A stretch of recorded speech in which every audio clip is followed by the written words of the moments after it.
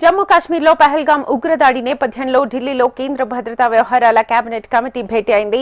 ప్రధాని మోదీ అధ్యక్షతన జరుగుతున్న ఈ సమావేశానికి కేంద్ర మంత్రులు రాజ్నాథ్ సింగ్, అమిత్ షా, జయశంకర్, జాతీయ భద్రతా సలహాదారు అజిత్ దోవల్ హాజరయ్యారు.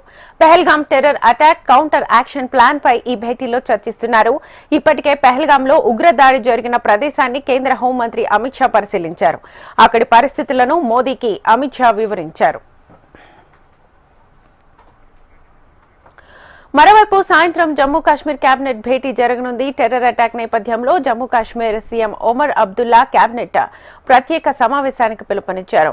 పహల్గాం ఉగ్ర దాడిపై ఈ భేటీలో చర్చించే ఛాన్స్ ఉంది. మరోవైపు ఇప్పటికే కాశ్మీర్లోని పలు ప్రాంతాలు ఎల్ఓసీ దగ్గర భద్రతా దళాలను అప్రమత్తం చేసిన త్రివిధ దళాధిపతులు. ఇదే అంశానికి సంబంధించి ఫుల్ డీటెయిల్స్ మా ఢిల్లీ ప్రతినిధి రామకృష్ణ అందిస్తారు. రామకృష్ణ,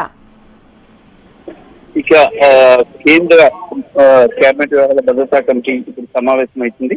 మరి ప్రధానమంత్రి నరేంద్ర మోదీ నేతృత్వంలో సమావేశం ప్రారంభమైంది. సమావేశానికి కేంద్ర ఆర్థిక మంత్రి నిర్మలా సీతారామన్, కేంద్ర రక్షణ మంత్రి రాజ్నాథ్ సింగ్, కేంద్ర హోంశాఖ మంత్రి అమిత్ షాతో పాటు పలువురు కేంద్ర మంత్రులు, అలాగే ఎన్ఐఏ చీఫ్ తో పాటు ఇక జాతీయ భద్రతా సలహాదారు అజిత్ దోవల్ కూడా హాజరయ్యారు. ప్రధానమైన అజెండా ఏంటంటే ఈ ఉగ్రదాడిలో పాక్ హస్తం ఉందా లేదా, ఇదే ప్రధానమైన అజెండా కేంద్రం తెలుస్తుంది.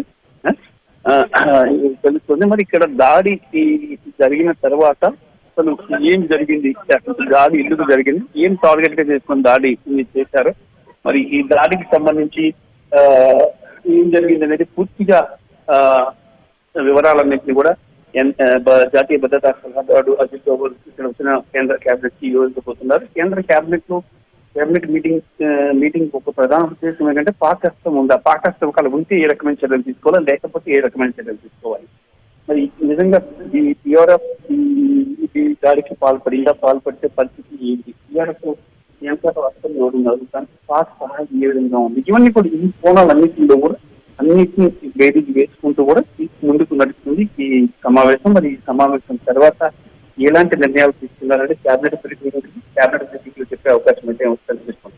అయితే తాజా పరిస్థితిని చూసుకుంటే కొద్ది రోజుల క్రితం అంటే పాక్ ఆర్మీ చీఫ్ చేసిన వ్యాఖ్యలు, ఆ వ్యాఖ్యలు కూడా ఇవాళ నిన్న రాత్రి జరిగినటువంటి పహల్గాం దాడికి రెండింటికి కూడా పొంతన ఉన్నట్లు సమాచారం అంటుంది.